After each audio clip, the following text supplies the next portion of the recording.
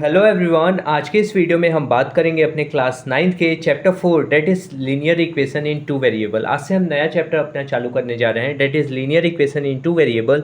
ठीक है, तो इसका आज इंट्रोडक्शन पार्ट वीडियो है। इसमें मैं फुल आपको इंट्रोडक्शन बताऊंगा। इस चैप्टर में जो भी कॉन्सेप्ट्स यूज़ होंगे ना, उसके लिए मैं आपको क्या बताऊँगा, तो पूरा इंट्रोडक्शन बताने वाला हूँ। तो चलिए स्टार्ट करते हैं। सो गाइस, सबसे पहले आपको पता होना चाहिए लीनियर का मतलब क्या होता है। लीनियर मतलब बेसिकली एक लाइन होती है। लीनियर मतलब क्या, बेसिकली लाइन होती है। ठीक है, और यहाँ पे इक्वेशन का मतलब क्या, इक्वल टू। सिंपल समझ लीजिए, इक्वेशन का मतलब क्या होता है, इक्वल टू। और वेरिएबल आपको पता है, देखिए वेरिएबल क्या होता है, आप मैथ के अंदर देखे होंगे कई जगह पे एक्स यूज़ होता है, कई जगह पे वाई यूज़ होता है, कई जगह पे ए यूज़ होता है, कई जगह पे बी भी यूज़ होता है। तो ये सब क्या है, वेरिएबल है। मतलब एक्स की जगह पे हम कुछ भी, हमें वैल्यू क्वेश्चन में दी होगी, 1 डालो, 2 डालो, 3 डालो, कुछ भी मत डालो, वैल्यूज़ बस डालो। ठीक है, एक ही जगह पे भी कुछ भी वैल्यूज़ हम डाल सकते हैं। तो ये इसलिए हम इनको वेरिएबल बोलते हैं। मतलब जो वैल्यू डालेंगे उस पर वो चेंज हो जाते हैं, इस वजह से वैल्यू। ठीक है, और जो नंबर्स लिखे होते हैं वो सब क्या होते हैं, तो कांस्टेंट होता है। जैसे 5 मैंने लिख दिया, तो ये क्या है, एक कांस्टेंट नंबर है, क्योंकि फिक्स है। 5 है तो 5 ही है, चेंज नहीं कर सकता है कोई आकर के। तो ये कांस्टेंट कहला गया बेसिकली। ठीक है, तो ये कॉन्सेप्ट आपको समझ में आ गया ना। अब देखिए, मैं आपको पूरी हिस्ट्री बताता हूँ। तो देखिए, linear equation in which the highest power of a variable is always 1। जो वेरिएबल होगा ना, जैसे x हो गया, y हो गया, a हो गया, b हो गया, अभी मैं आपको एग्जांपल के थ्रू समझा रहा हूँ, घबराइए मत।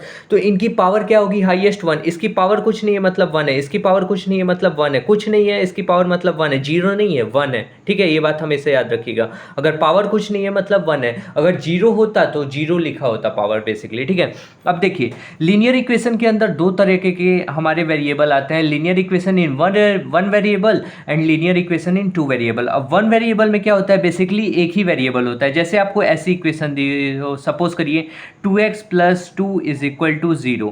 तो यहाँ पे x क्या है, एक वेरिएबल है, बस एक ही वेरिएबल है, और इसकी पावर क्या है, देख सकते हैं आप 1। इस वजह से इसे हम क्या बोलेंगे, linear equation in one variable. ठीक है, तो लीनियर इक्वेशन में जो हाईएस्ट पावर होती है वेरिएबल की, वो एक ही होगी, एक से ज़्यादा नहीं होगी। ये बात आपको ध्यान रखना है बेसिकली, कहने का ये मतलब। और ये कौन सा वेरिएबल है, तो ये वन वेरिएबल है। क्यों, क्योंकि आपको यहाँ पे एक ही वेरिएबल एक्स ही बस दिख रहा है, और कोई वाई या फिर पी या फिर क्यू, ऐसा कोई वेरिएबल दूसरा कोई नहीं दिख रहा है, बस एक्स ही दिख रहा है। इस वजह से ये linear equation in one variable है बेसिकली। ठीक है, अब टू वेरिएबल क्या होता है, तो ऐसे वेरिएबल, मतलब जिसके अंदर दो वेरिएबल्स होते हैं, ऐसी इक्वेशन जिसके अंदर दो वेरिएबल्स होते हैं, उसको हम क्या बोलेंगे, तो linear equation in two variable. जैसे अभी मैं आपको एग्जांपल के थ्रू समझाऊंगा ना, तुरंत समझ में आएगा। देखिए कैसे, 2x + 3y, 3y प्लस में क्या लिख लेते हैं, चलिए कुछ भी लिख लीजिए, डेट इज 5 = 0। तो देखिए यहाँ पे कितने वेरिएबल हैं, अगर मैं आपसे पूछूं तो आपको बोलना पड़ेगा क्या, दो वेरिएबल है। कैसे, यहाँ पे x एक वेरिएबल है और दूसरा वेरिएबल क्या है, y, और दोनों की पावर क्या है, इसकी भी पावर कुछ नहीं है मतलब 1 है, इसकी भी पावर कुछ नहीं है मतलब 1। जीरो मत समझिए, काफ़ी लोग जीरो समझते हैं, जिनको नहीं पता होता है। तो जीरो नहीं होती।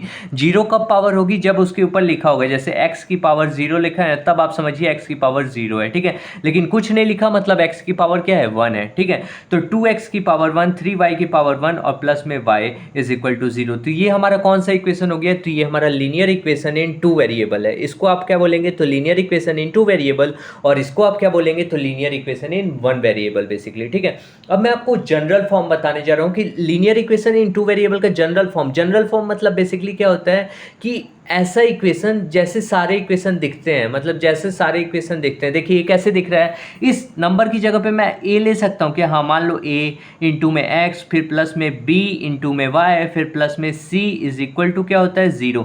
ये इसका जनरल फॉर्म हो गया। हम जनरल फॉर्म इसको क्यों बोले, क्योंकि हम अगर a की वैल्यू, b की वैल्यू, c की वैल्यू कुछ भी पुट करें तो हमारी एक इक्वेशन बन जाएगी कि नहीं। a की वैल्यू सपोज करिए मैंने 1 पुट करता हूँ, यहाँ पे 3 डाल देता हूँ, जो भी मन करे, और यहाँ पे 5 डाल देता हूँ, तो मेरी क्या बन गई, एक इक्वेशन बन जाएगी। ठीक है, तो ये जनरल फॉर्म हो गया। मतलब ये सारी इक्वेशन कैसे दिखेंगी, तो इसी फॉर्म में दिखेंगी, इसी फॉर्म में दिखेंगी।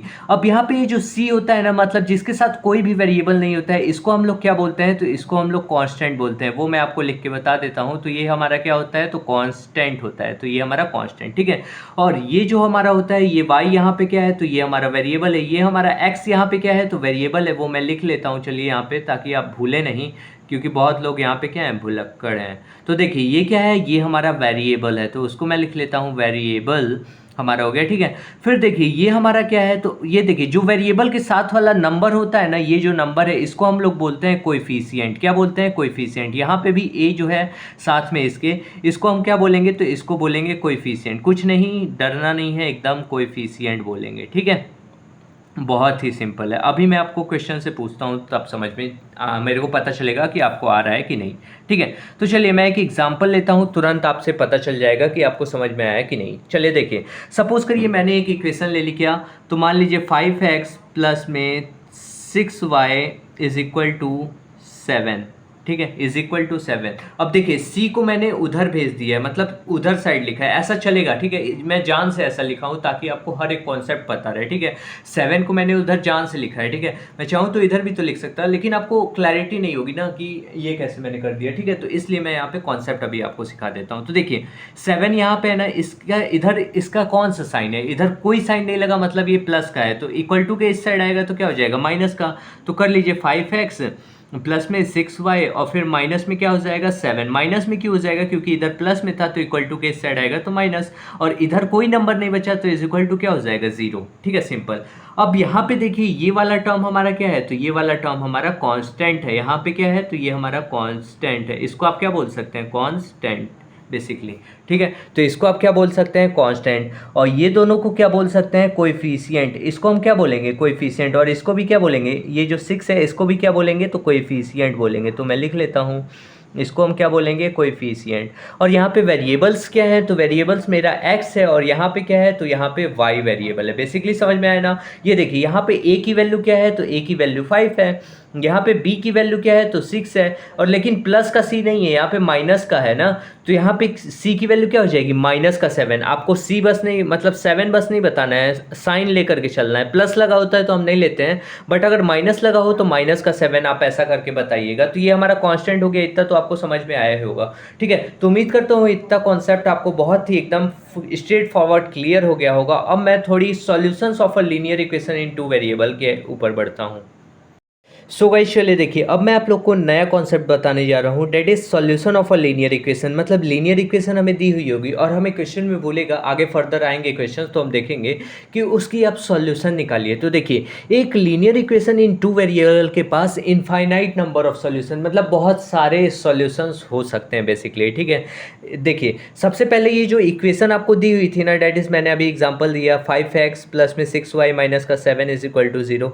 तो ये जो भी हमारी लीनियर इक्वेशन होती है ना, वो किसको रिप्रेजेंट करती है, एक पर्टिकुलर लाइन को रिप्रेजेंट करती है, ठीक है। तो लाइन कहीं भी एक पॉइंट पे नहीं खत्म हो जाता, लाइन क्या इनफाइनाइटली चलता है ना, तो इसलिए उसके क्या होते हैं, इनफाइनाइट नंबर ऑफ सॉल्यूशंस होते हैं। मतलब जो लाइंस पॉइंट से मिल करके बनते हैं, लाइन किससे बनते हैं, पॉइंट से मिल करके, तो वही पॉइंट्स हमारे क्या होते हैं, सॉल्यूशंस होते हैं बेसिकली, ठीक है।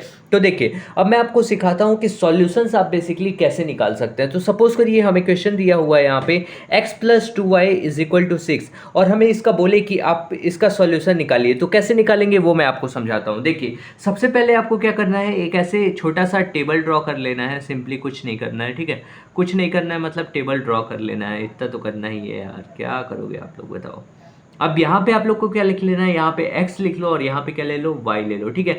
सपोज दैट मैंने बोला कि आप दो सॉल्यूशंस इस इक्वेशन के निकाल के दिखाओ, तो दो सॉल्यूशंस क्या लिखोगे, कैसे निकालेंगे। तो कुछ भी आपको एक x की पर्टिकुलर कुछ भी वैल्यू ले लेनी है, कुछ भी 1 2 3 0 कुछ भी। तो मैं 0 से चालू करता हूँ। सपोज करो मैंने x की वैल्यू क्या ले ली, 0, तो मैं यहाँ पे लिख दूंगा put x is equal to 0, मतलब इस इक्वेशन में x इज इक्वल टू 0 रखते हैं, ठीक है।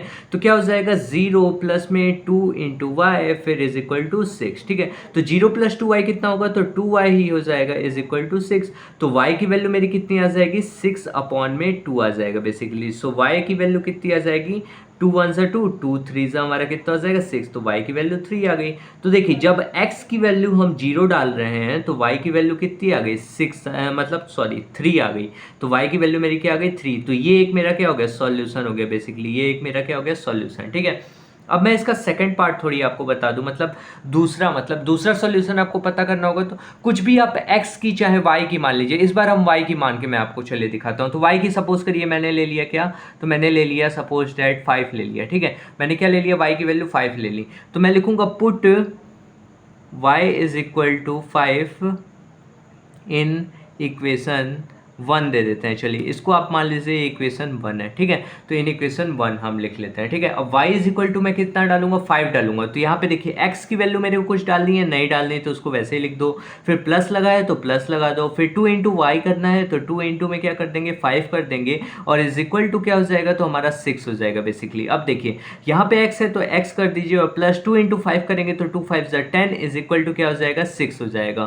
फिर x यहाँ पे देखिए x की वैल्यू निकालनी है तो x को हमें अकेला छोड़ना पड़ेगा। इसके साथ में जो भी नंबर्स हैं हमें इक्वल टू के उस साइड भेजने हैं।